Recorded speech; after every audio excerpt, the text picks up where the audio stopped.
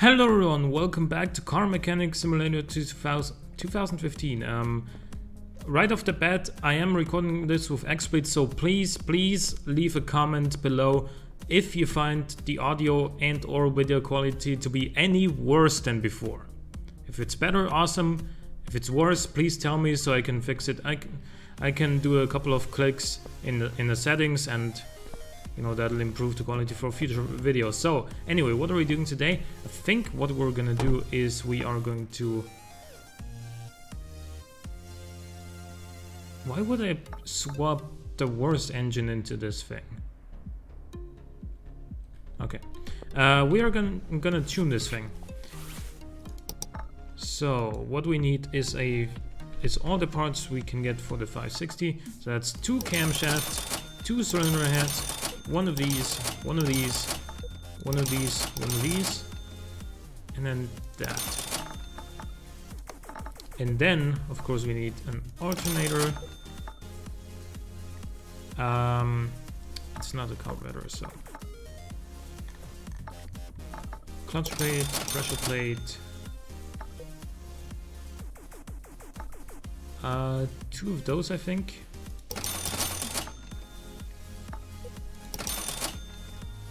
And that as well. Fuel filter, fuel pump.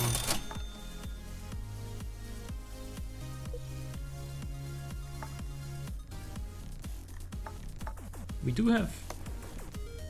Yeah, we do have that. So ignition distributor cap, rotor distributor. Then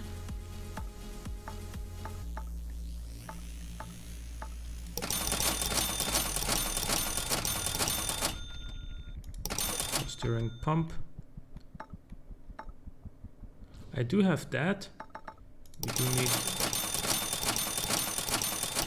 8 spark plugs, and I think then that's it. So since we're going to be working on the pistons, we can lift this thing up and drain the oil once again. That's sort of a little bit... That was a little bit of a waste last time. Then again, we're talking like, I don't know, how much is one oil filling? Like 14, 15, between 14 and $20 in this game. I wish it were that cheap in real life, by the way. Because when you consider that 1 liter of oil from Castrol costs like, depending on which one you're buying, costs anywhere between like $10 and $30, and that's only 1 liter though. And I'm sure this car with the V8 has at least a 4-liter oil tank. That's gonna be anywhere between like $40 and $120 with the prices I mentioned. So you know, it's quite the difference from what this costs in the game.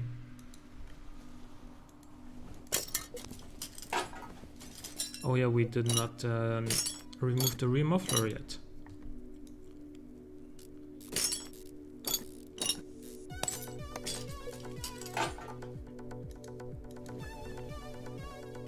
There we go.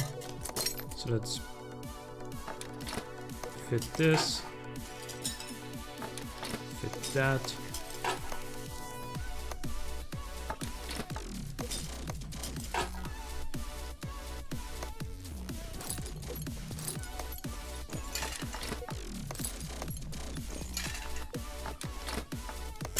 Okay, now we've done the exhaust as well. Now we can lift it down again.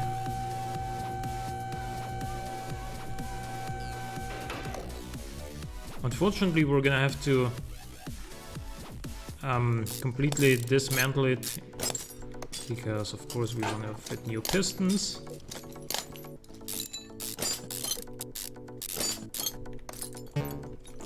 Also, am I gonna sell this car or am I gonna keep it? I'm probably gonna keep it and then sell something else from my garage. Or, of course, I could buy another space, like just a bigger garage, But that would cost $100,000, and as you can see, we're down to $110,000, so I wouldn't be left with too much money after that.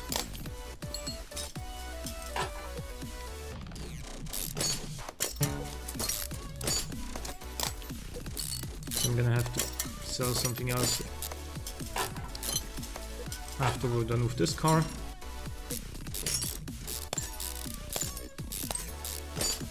Or maybe even sell this car, I don't know.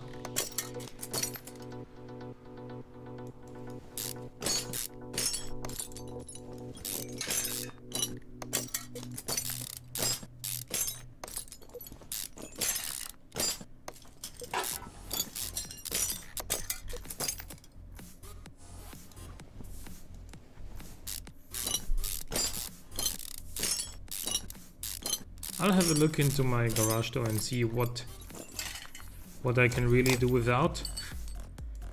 Like which cars I don't really need and or want in my garage. And then sell those.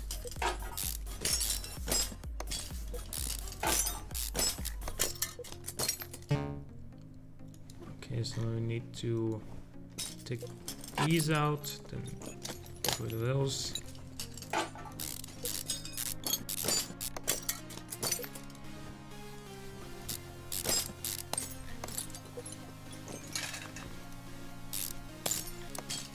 Good.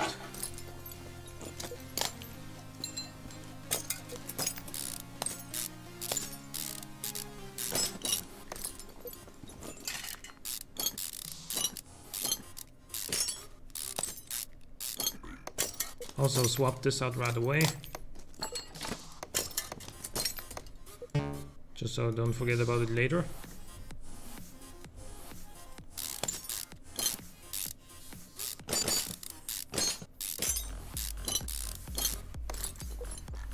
Oh, also, I don't need to completely disassemble the engine, of course, because there's no performance crankshaft, there's no performance engine block, so once we're done like taking out all the parts from the gearbox, we're actually done. We don't need to... Basically, we save a little bit of time by not having to lift this thing up and down as many times as it would take for a full restoration.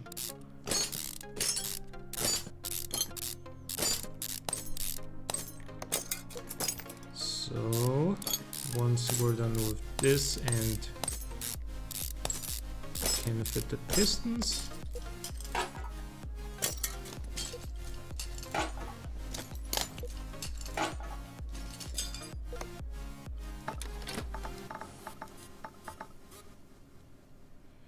actually there's no reason in not doing this right away, because again we don't need to access the crankshaft.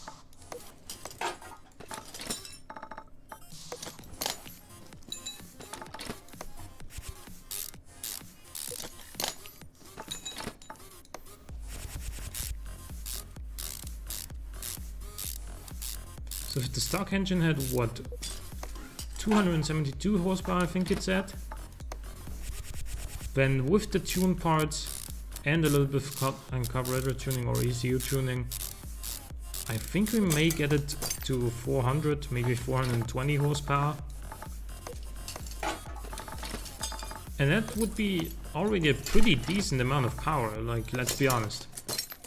If 420 horsepower is not enough for you, then you have pretty high standards and you're apparently used to very powerful cars. If that's the case.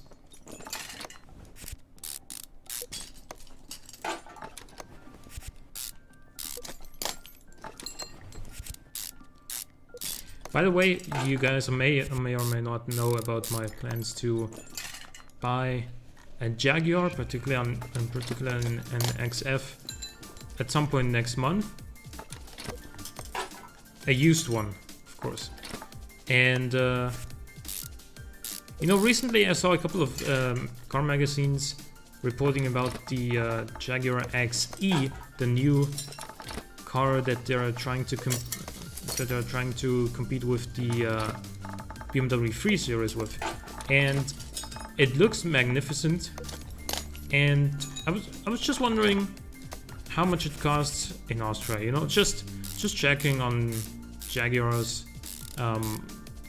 Austrian webpage, and it starts at 37,400 euros, and that's for the weakest engine, the 163 horsepower diesel.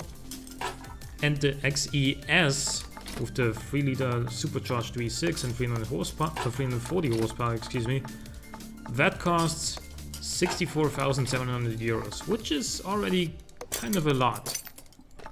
And that's, you know, base price. And I've done just a little bit of configuration just to see how much it would cost if I added the extras that I think are actually worthwhile, and that would put me at about 75,000 euros. And including those optional extras, we have a heated front windshield. Why is that an optional extra? Why does it not have that already? Like, honestly, every car I know from the last, like, 25 years, in Europe at least, has had heated front windshield as standard. Why does this Jag not have it when it starts at 65 grand? That's something I just don't understand. Why doesn't it have that?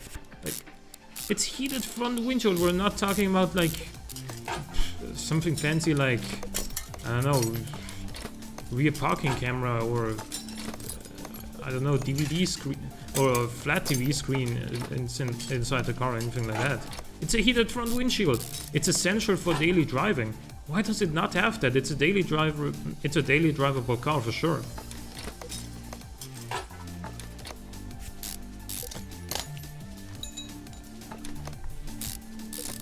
But in any case, yeah, that with all the extras that I would like, I can do without a lot of extras, though. For example, as far as parking assistance go, I'm okay with a front parking camera, a rear parking camera, and a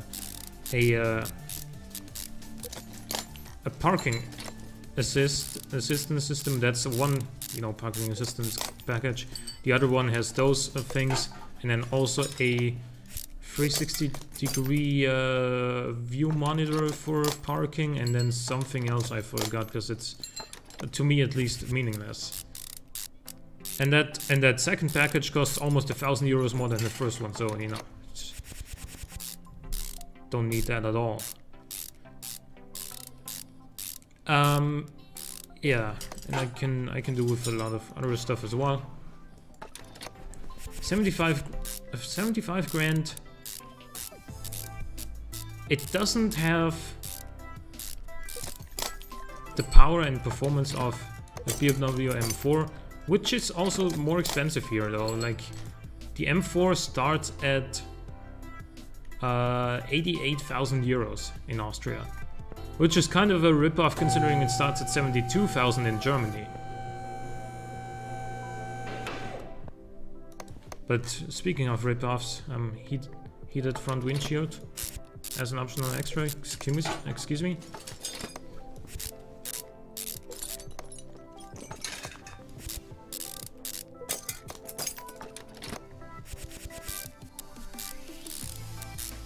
In any case, we are pretty much done with tuning this 560, aren't we? Oh no, with gearbox stuff is still to do. And something else I was looking at, because I've been really excited for the Alfa Romeo Giulia to finally arrive in Austria, and it has. But there's only 3 available engine options as of right now. 2 diesels, 150 and 180 horsepower, and the Giulia QV, the performance version, the M3 rival. And that has 510 horsepower. So there's nothing between 180 horsepower and 510 horsepower. It's just kind of silly. And the QV starts at 85,000 euros. Then again, you do get. Then again, it is a little bit less expensive than the M3 and M4, and it also has more power, like quite a bit more power, given that the M3 quote-unquote only makes 431 horsepower, metric horsepower. And of course, the Giulia is a gorgeous car to look at. Let's just be honest about that. Then again, I can't afford either, so you know, doesn't really matter to me. This car should be complete, isn't it? And it is now also worth more. It's good. It's very good. Let's go to the dyno, see how much power it makes.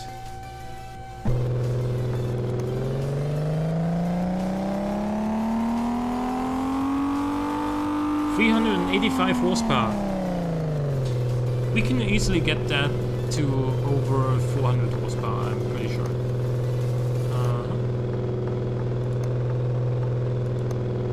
That's plus 12%, that's good enough for me for right now. Tuning safe, test run.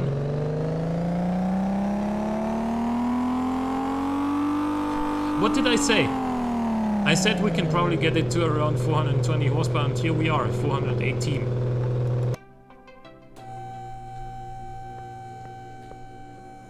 Let's take this to a drag strip.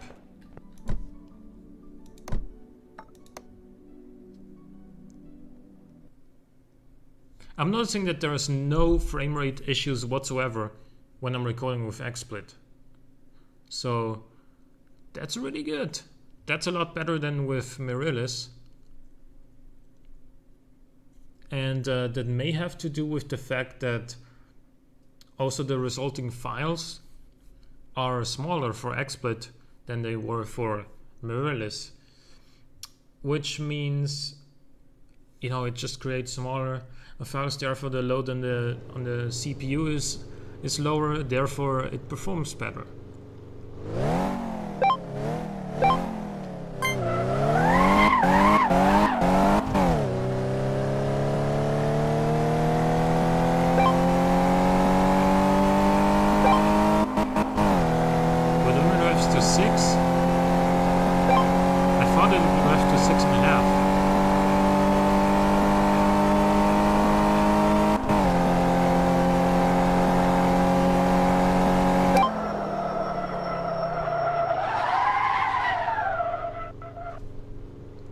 .3 seconds is still decent. Quarter mile 14.4 is, you know, by no means slow, but yeah, I'm used to a little bit more power in this game.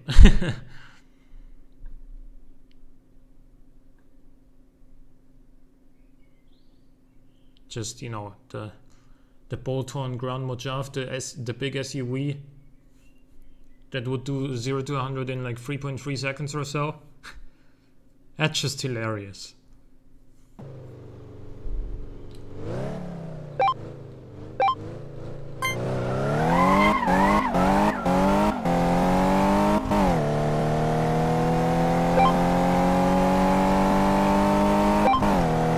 But this was faster, even though we did have quite a lot of wheel spin off the line.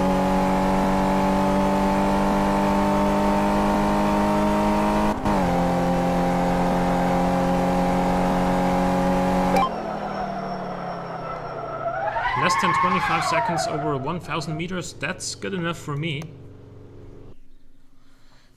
Now the question is, do I sell this thing? No, let's take a look at our garage and see if we find anything that we can do without. I'm pretty sure we will.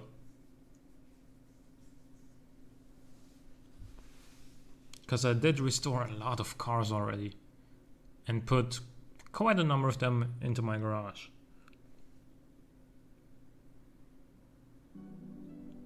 So there we have it, loading the 560 SEC. Next up it'll be loading the Delray Custom. as it is now. And there we have it. So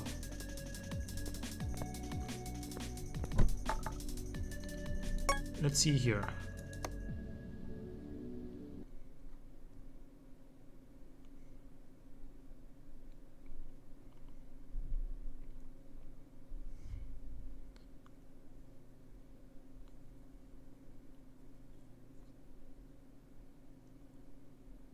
Remember, it's not primarily the space that we're looking for, it's also a little bit of extra money.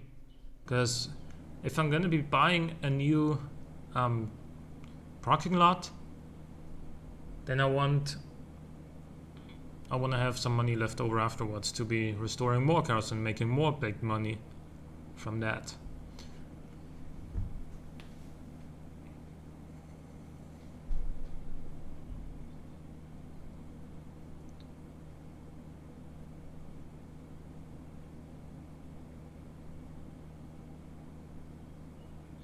And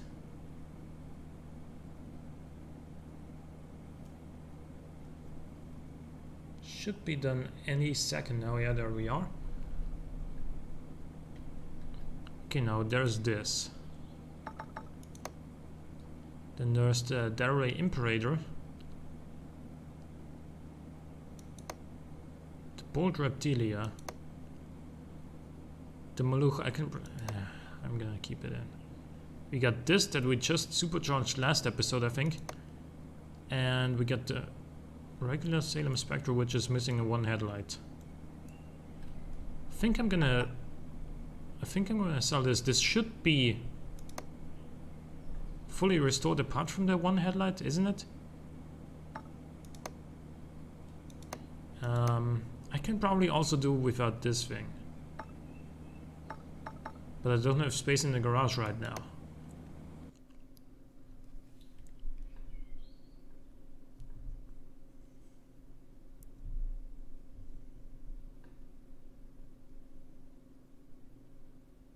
Note that ECU tuning does not increase a car's value. It just stays the same, even though it will make more power and better performance with the ECU tuning. But because it doesn't cost you anything, it doesn't add any value. Well, it does cost you a little bit of time, of course, but that doesn't count.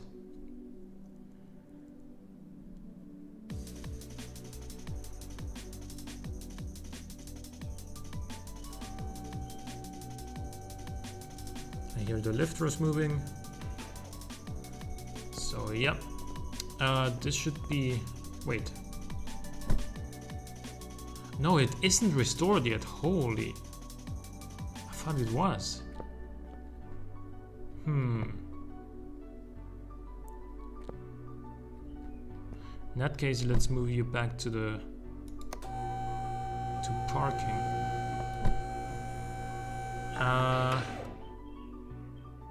I can probably do without you. This should be fully restored though.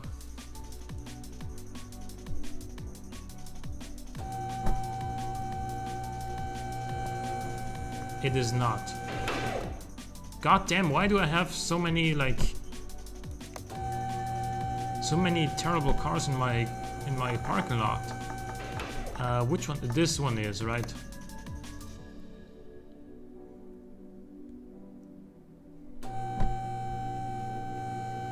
Nope.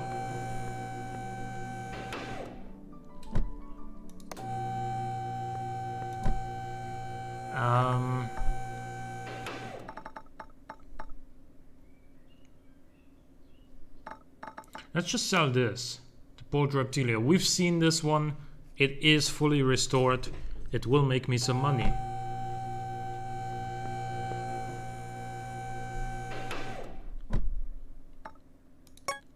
$76,000. Thank you. And now we buy this.